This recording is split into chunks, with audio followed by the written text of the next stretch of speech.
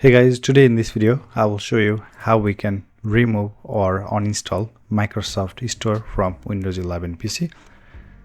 So before you start uninstalling the Windows Store, you should know that you will not get app updates for built-in apps like calculator, photos, mail, stuff like that after you remove Microsoft Store from your computer.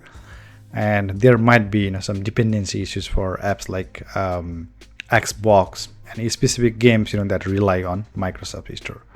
So if you'd like to go ahead and uninstall the Microsoft Store, you can do so from PowerShell. So let me show you how that can be done. So right now I do have Microsoft Store on my PC.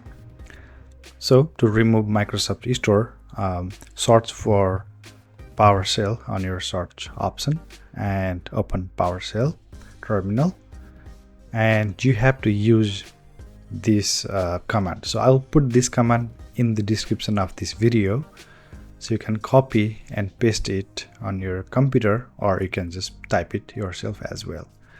So let me copy and paste it here and hit enter. So I'm getting access is denied. That is because I'm running PowerShell as a regular user. So we have to run PowerShell as admin. So let me open PowerShell one more time as admin. So click on this option, run as administrator. Click on yes.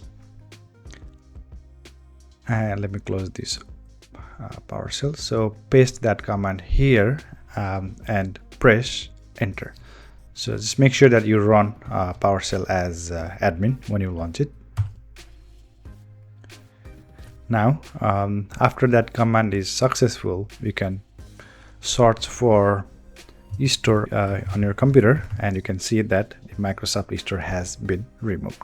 So this is how we can remove Microsoft Store from Windows 11 PC.